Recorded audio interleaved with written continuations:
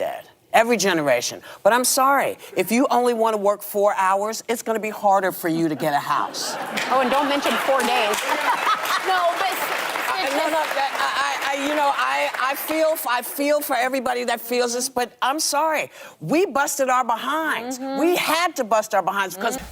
Hey there, guys. Welcome to the channel. So by now, if you guys have been on this journey with me for even more than a few days, you're probably acutely aware of at least a couple things. One, for some sick and twisted reason, I cannot stop subjecting myself and you guys to The View.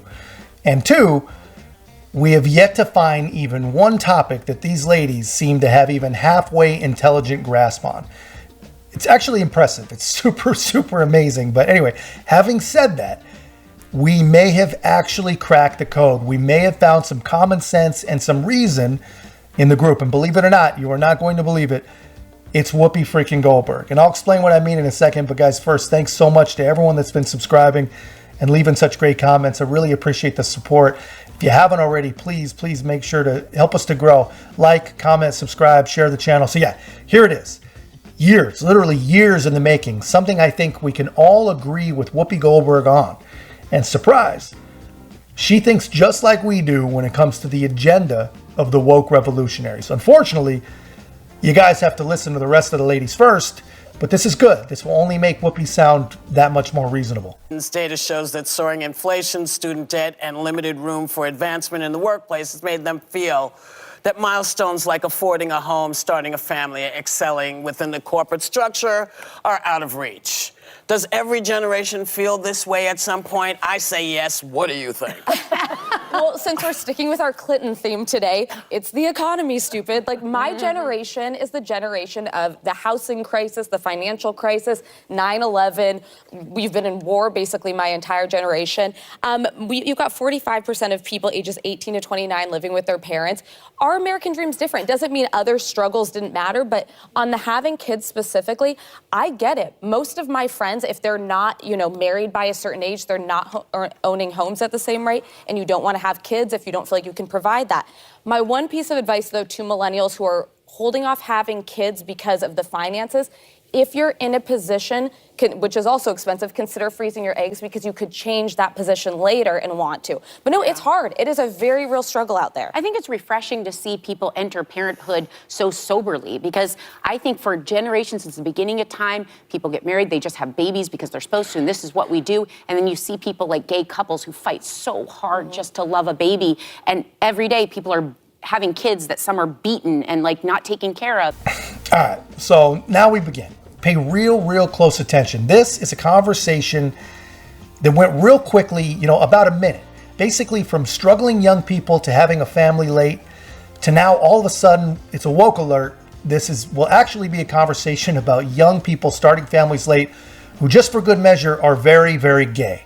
And just for extra good measure, they are the heroes of the story, while the villains are all those evil straight people who have children in poverty only to beat them. Those evil, straight, married people, all they do is beat their kids, while the gay pillars of our community, all they want to do is love a child.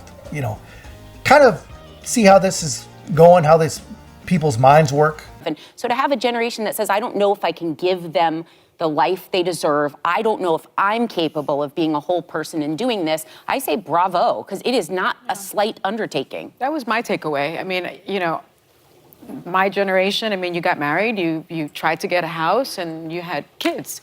And this seems to be very intentional. They're thinking about it. And all right, so I am not here to impugn Sunny's view on this one, but I will say that I think she's being a little bit naive.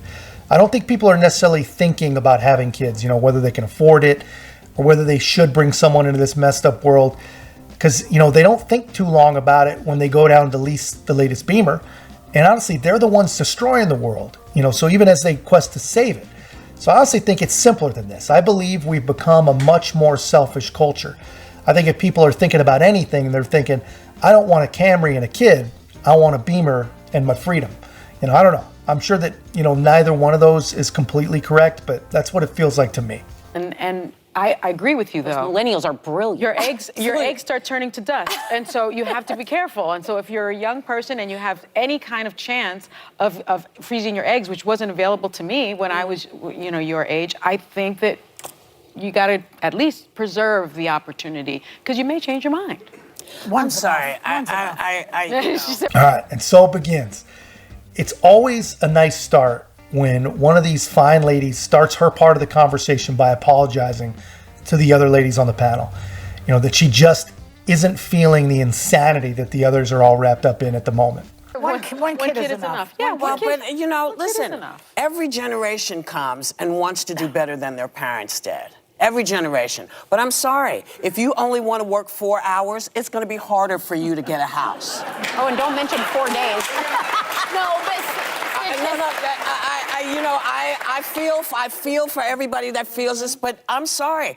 We busted our behinds. We had to bust our behinds because we didn't have the option Y'all gave of going us the housing back. crisis, though. Listen, we had all kinds of stuff. No, it's true. But the one thing I'd say is millennials are statistically the first generation that's likely to do worse off than their parents.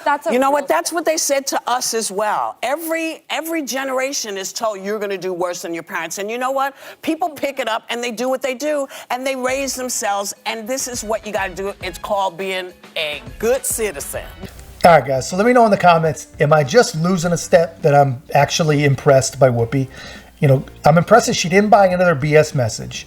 She didn't fall for any of their pushback. She actually did her best impression of a conservative. She looked right into the camera and she told people to buck up and work harder if they want to get more out of life. I mean, she says it's on the individual to get in there and do what you do, in her words, which honestly is kind of crazy when you consider a lot of her past positions and things that she said about literally, self-made millionaires and billionaires not named Oprah Winfrey. But staying on point, both sides of the group, they really do have their points and perspectives, right? Whoopi really is old school.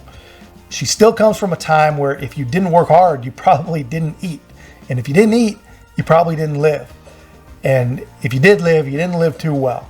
And the younger folks on the panel, they know that it is actually very possible for people to survive these days without working for it, which is crazy. But, to Whoopi's point, you'll never ever live like you want to. If you don't get up and go get it for yourself, you'll never live like you want to. And that's absolutely true. And look, I know it's a small victory. I know she really didn't say much, but I figure I give the woman such a hard time so regularly that I better do the intellectually honest thing and give credit where credit's due. But guys, that's just my take. I thought you might appreciate seeing that. And if you haven't already, guys, leave me your take in the comments. And don't forget to like, comment, subscribe. Most importantly, share the channel. See you in the next one.